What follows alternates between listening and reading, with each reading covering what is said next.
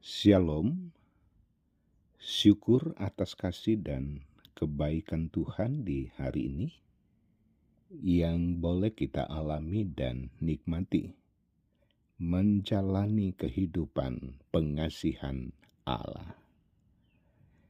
Kita jumpa lagi melalui renungan harian Toraya, Kamis 6 Juni 2024. Firman Tuhan dari 1 Petrus 4 ayat 15 sampai 16. Janganlah ada di antara kamu yang harus menderita sebagai pembunuh atau pencuri atau penjahat atau pengacau.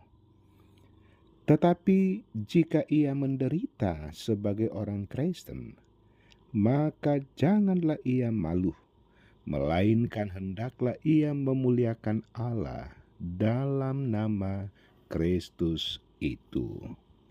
Amin. Tema rehat di hari ini, siap menderita. Sobat rehat, manusia tidak pernah luput dari penderitaan. Siapapun bisa menderita, termasuk pengikut Kristus.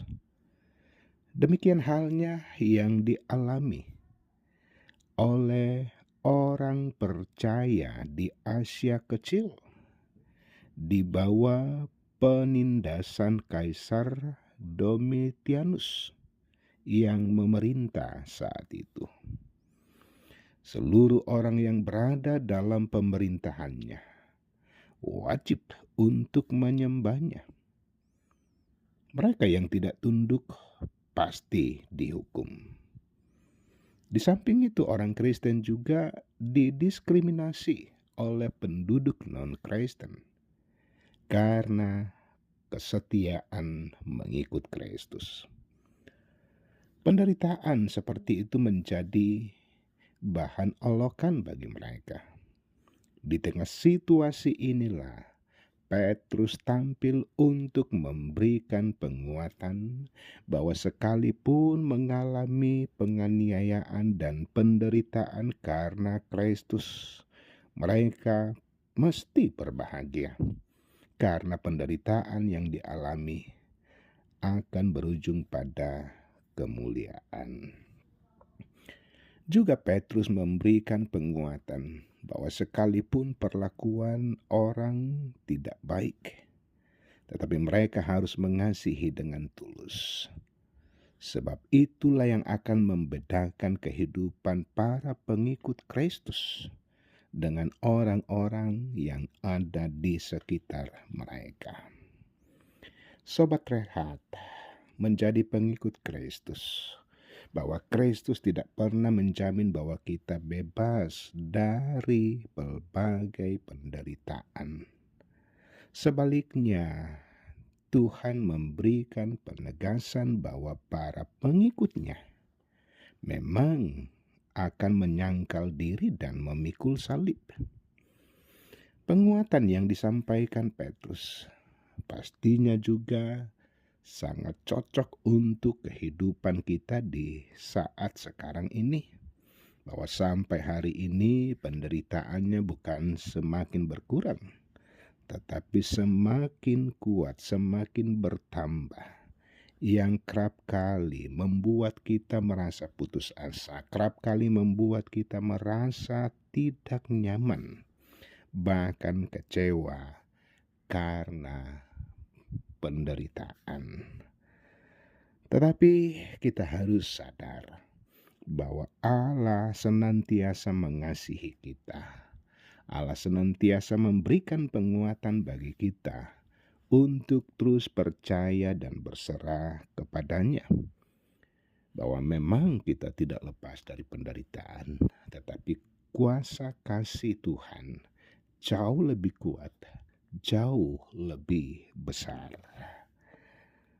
Rasul Paulus di 2 Timotius 1 ayat 7 katakan, sebab Allah memberikan kepada kita bukan roh ketakutan, melainkan roh yang membangkitkan kekuatan, kasih, dan ketertiban. Amin. Mari berdoa.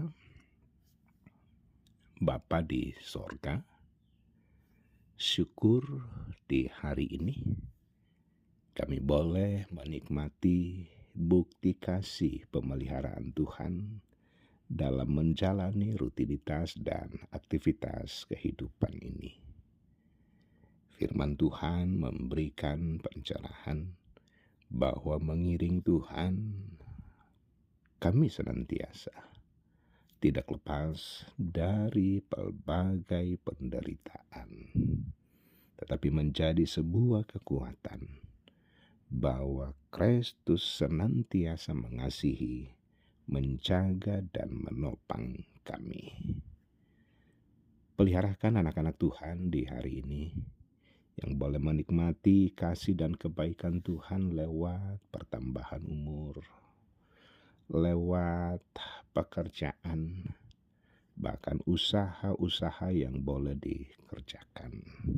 Dan juga Tuhan terus mengasihi anak-anak Tuhan yang terbatas karena bergumul, karena sakit penyakit, juga karena perkara duka cita. Bapa Sorgawi, lanjutkan kasih dan setiamu di mana saja anak-anak Tuhan berada di hari ini, bahwa Tuhan sumber pertolongan, sehingga kami senantiasa menata kehidupan ini dengan mata iman yang tertuju kepada Tuhan. Ampuni segala dosa keterbatasan kami di dalam nama Tuhan Yesus. Dan karena itu terimalah berkat Tuhan. Tuhan memberkati engkau dan melindungi engkau. Tuhan menyinari engkau dengan wajah-Nya dan memberi engkau kasih karunia. Tuhan menghadapkan wajah-Nya kepadamu dan memberi engkau damai sejahtera. Amin.